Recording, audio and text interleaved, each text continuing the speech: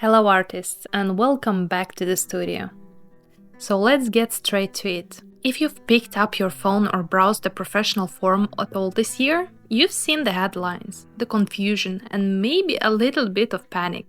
In 2025, one question is dominating our niche. Are the products we trust to create beautiful long-lasting nail art are actually safe? Specifically, I'm talking about the recent European ban on a common gel polish ingredient and what that means for every single one of us, whether you are a salon owner or working nail tech or a dedicated enthusiast doing your own nails at home. Today, we're moving past the fear and the misinformation. We're going to do a deep dive into the science, the regulations, and the practical, actionable steps you can take right now to ensure your craft is not only stunning, but also safe and sustainable. We'll break down everything from the understanding the banned ingredient TPO to how to choose safer alternatives, all while I walk you through creating this gorgeous on-trend 2025 glitter French manicure. Let's demystify this together. Welcome back, guys. Before we even touch a brush, we need to lay the foundation with knowledge. This isn't just about creating art, it's about understanding the very medium we work with. So let's start with the core of the issue. The single biggest piece of industry news this year is the European Union's official ban on a specific gel polish photoinitiator called TPO, which stands for trimethylbenzoyl diphenyl phosphine oxide. Exactly, I could not even pronounce it. Now let's break that down into plain English. A photoinitiator is a crucial component in all gel polishes. It's the molecule that absorbs the energy from the UV or LED lamp and sets off a chemical chain reaction, turning the liquid gel into a hard, durable solid. TPO has a very popular and effective photoinitiator for years because it cures quickly and works well with a variety of pigments. So why the ban? European regulatory bodies, based on extensive animal studies, have linked prolonged high-level exposure to TPO to potential reproductive toxicity. It's been classified as a substance that may pose a risk to reproductive health. Now, I want to be very clear here. This classification is based on studies involving exposure levels that are significantly higher than what you would encounter during a typical manicure. This is a precautionary move. Europe often takes a better safe than sorry approach to chemical regulations, and they are acting on the potential of risk. This isn't about causing alarm, it's about fostering awareness. For us, the key takeaway is that the conversation around product safety is evolving. And as professionals and informed enthusiasts, we must involve with it. This ban forces a higher standard of transparency and safety, which, in the long run, benefits everyone in our industry. This regulatory shift isn't just a headline.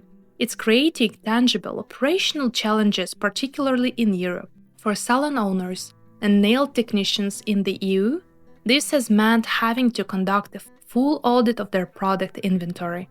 They've had to identify any polishes containing TPO and follow strict safe disposal protocols for hazardous waste, which can be a logical and financial burden. Then comes the scramble to find reliable, high-performance, TPO-free alternatives that don't compromise on the quality of the service. But this impact ripples out globally. For those of us outside of Europe, it's a powerful wake-up call.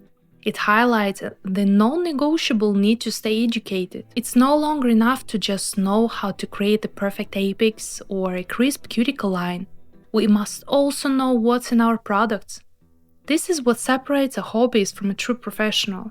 This knowledge is our first and most important line of defense for yourself and for your clients. When a client asks you, "Is this safe?" you should be able to answer with confidence and facts, not just marketing buzzwords. This leads us perfectly into our next section, because the absolute best way to mitigate any potential risks from nail products is through flawless professional application. Proper application minimizes lifting, which in turn minimizes the risk of moisture and bacteria getting trapped underneath the enhancements, which is far more common and immediate issue than systemic toxicity from ingredients. So let's transition from theory to practice. Perfect application starts with perfectly prepped nail plates. I cannot overstate this enough. So step 1. Gentle de-shining. I am using a gentle fine grit file solely to remove the natural shine from my nail plate. The goal is to create microscopic ridges for the product to adhere to, not to thin or damage the nail. We're abrading the surface, not sanding it down. I see so many nail techs, especially when working on themselves, overfile at this stage, creating weak spots and causing sensitivity. The pressure should be feather light. Step 2. Precise cuticle work. This is where we prevent flooding. I'm carefully pushing back the eponychium, clean away any dead cuticle tissue from the nail plate. It's absolutely critical that there is a zero residue. Any residue will create a barrier and cause immediate lifting. I then gently cleanse the entire nail plate. I am going in with a lint-free wipe and a 75% alcohol to thoroughly scrub the nail plate. This step removes all remaining moisture, oils, and microscopic debris. We're creating the cleanest, more receptive canvas possible. You should hear a slight squeak. The entire prep process might seem tedious, but it's what allows the manicure to last for 3 even 4 weeks without lifting. Now for the creative part, and the reason I chose this specific design, the French manicure, is experiencing a massive renaissance in 2025. But it's been completely reinvented. It's no longer just stark white tips on a sheer pink base. This year is all about personalization and modern twists. We're seeing colorful tips, graphic lines, ombre fades, and of course glitter. It's a timeless style that has been updated to feel fresh, creative, and expensive. For my husband's birthday, I wanted something special and celebratory. So I'm going for an elegant almond shape, incredibly flattering for most hand shapes, and using a vibrant pink glitter for the tips.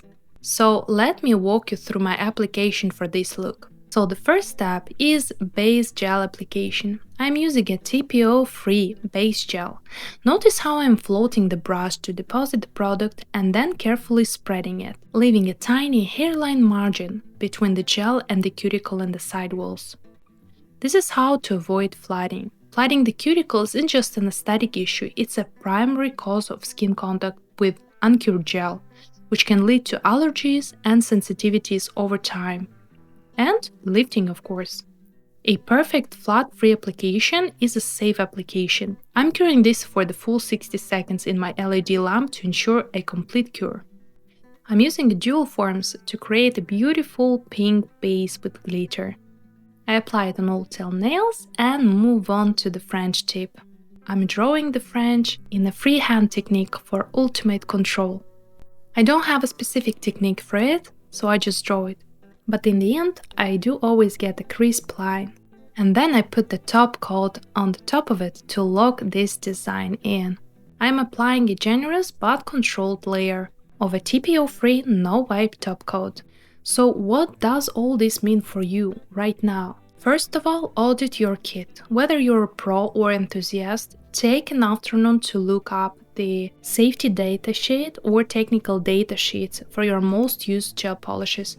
Look for TPO in the ingredient list. Many leading brands are already ahead of the curve, so they took out the TPO from their formulas, but you still have to check the kits you're using right now. Communicate with your nail tech or a salon. Ask, are you free of TPO gels? If they're not, change a professional.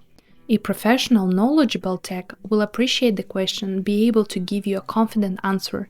It shows you care about your health and their professionalism. Never compromise on cure. Ensure your UV or LED lamp is in perfect working order and it's powerful enough and has the correct wavelength to properly cure the brands you use. So tell me, what has been the biggest challenge or surprise for you in learning about product safety?